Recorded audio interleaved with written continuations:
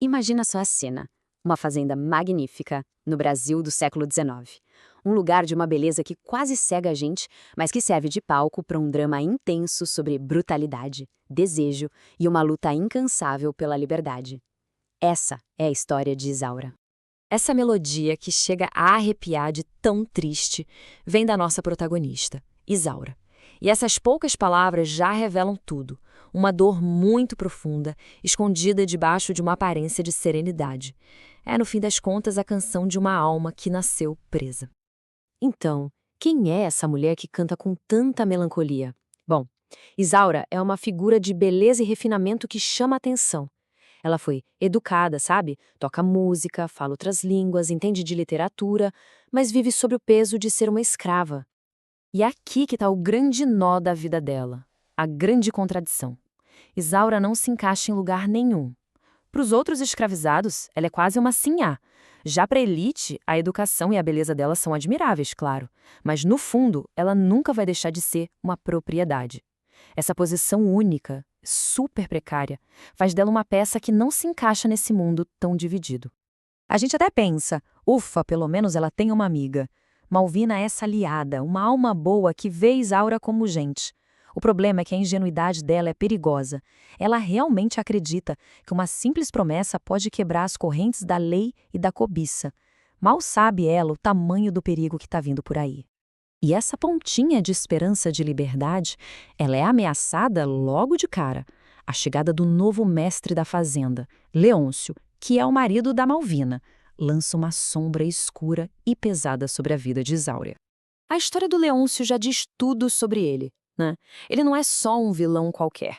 Ele é o puro suco de uma vida de privilégio sem nenhuma responsabilidade. A viagem para a Europa não trouxe luz, só aprofundou os vícios. Ele não volta para casa um homem do mundo, ele volta um predador. E aqui a gente chega no centro de tudo. Para o Leôncio, Isaura não é um ser humano. Ela é um prêmio, um objeto de luxo que ele acha que tem todo o direito de possuir. E esse desejo doentio vira o motor que move essa história aterrorizante. E a situação da Isaura se complica ainda mais, porque não é só o Leôncio que está de olho nela. A beleza dela, que deveria ser um presente, acaba se tornando uma verdadeira maldição, atraindo a atenção indesejada de quase todos os homens ao redor. É basicamente essa batalha que define a vida da Isaura. De um lado, a Malvina, que enxerga a alma dela. Do outro, o Leôncio, que só consegue ver o corpo e a condição de escrava. E a Isaura está presa bem no meio desse conflito.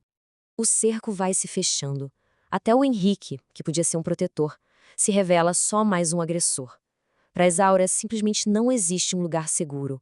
Cada canto da casa, cada relação, parece envenenada pela cobiça e ela fica cada vez mais isolada. A partir daqui, as coisas acontecem muito rápido. É uma série de eventos devastadores que simplesmente destrói o pouco que ainda restava do mundo protegido de Isaura. É uma queda livre, jogando ela num pesadelo que parece não ter fim. Mas, de repente, uma luz no fim do túnel. O pai da Isaura, Miguel, aparece com o dinheiro. 10 contos de réis. Uma verdadeira fortuna, juntada com muito sacrifício. A liberdade, que parecia um sonho distante, de repente está ali, ao alcance das mãos. Parece que o pesadelo vai finalmente acabar. Só que essa esperança, esmagada da forma mais brutal possível, chega uma carta e a notícia da morte do comendador não liberta Isaura. Pelo contrário, a aprisiona de vez. Porque com a morte do pai, Leôncio se torna o único dono de tudo, o mestre absoluto, com poder legal total sobre a vida e o corpo de Isaura. E aí vem o golpe final. A Malvina, sua última protetora, confronta o Leôncio, percebe o quão baixo ele é e vai embora. A partida dela sela o destino de Isaura. Agora ela está completamente sozinha, à mercê do seu torturador. E a queda não é só simbólica, não. É literal, é visceral. Ela é arrancada do salão elegante, do piano, dos livros e é jogada na realidade brutal dos trabalhos forçados. É a humilhação máxima do Leôncio, uma forma dele mostrar que tem poder absoluto sobre ela. Encurralada, sem aliados, sem esperança, Isaura enfrenta o ultimato final de Leôncio. Ele a coloca diante de uma escolha impossível, ou a submissão ou a tortura. A situação chegou no limite. Os instrumentos de tortura são colocados bem na frente dela. A escolha é muito clara. Ou ela cede à obsessão dele, ou ela enfrenta um castigo brutal e humilhante. Diante desse horror, Isaura e seu pai são forçados a arriscar tudo. A fuga se torna a única saída. O pai da Isaura, então, bola um plano tenso, secreto, uma aposta desesperada pela liberdade. Primeiro, sair de fininho até o pomar. Depois, chegar numa canoa escondida no rio. Dali, remar até a cidade de Campos, e lá embarcar num navio antes do amanhecer. Cada passo é crucial. É uma corrida contra o tempo, onde tudo depende de coragem, de sorte e do silêncio da noite.